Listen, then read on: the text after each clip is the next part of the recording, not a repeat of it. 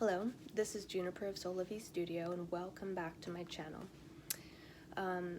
This week is the week of animals, and in the progression of Advent, we started with the Stones, who are very still and patient. And then we moved on to plants, who are also very still, but they go through a cycle of growth and decay. And then we come to the animals, who have movement, who have the gift of sight, hopefully, and who have relationships with each other. Animals also bring me a lot of joy. I have pets in my house, and I live in a place where there's a lot of wildlife.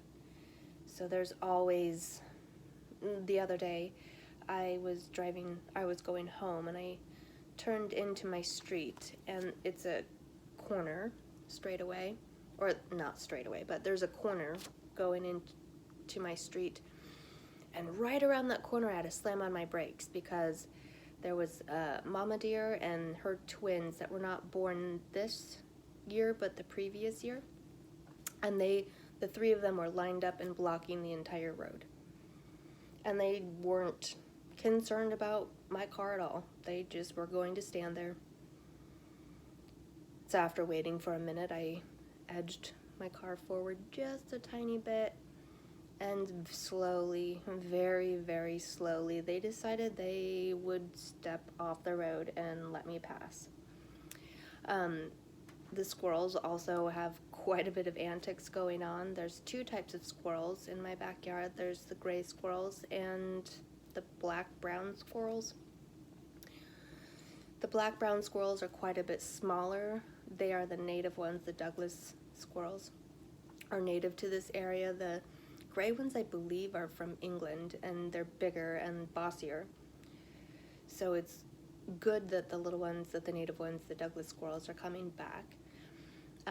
But they have territory issues between the grays and the blacks. And even sometimes the squirrels of different families will just chase each other around up the trees, and if my cats start hunting the squirrels, they'll get up on a branch and sound the alarm. And there's also quite a bit of raccoons that come around, and they are fascinating. I love watching their hands move as they eat things. I love watching them, but they do sometimes get a bit feisty. I've had them stand up and hiss at me and all sorts of things, and I have also had them kill a few cats since I've lived here. There's also a toad in my backyard that every once in a while just starts singing and lets himself be known.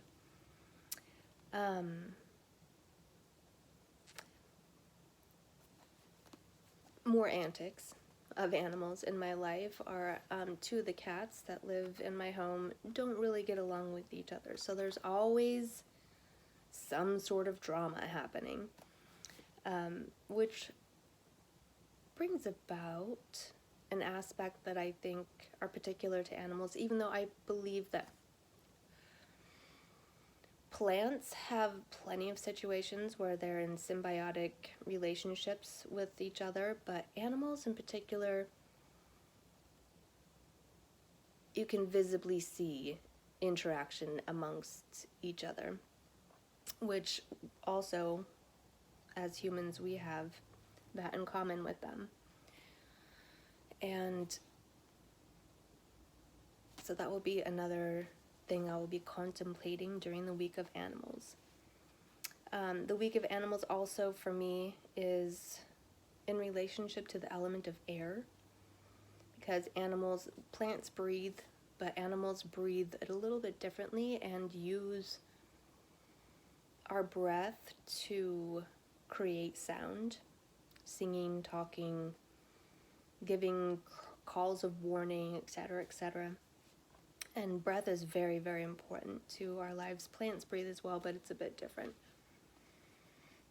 For me, the element of air is also related to my thoughts, and my thoughts, I hope one day I can control them. Sometimes I have such random thoughts that come to me. My thoughts can be quite distracting if I'm trying to focus on something else, and they can also affect the actions that I choose and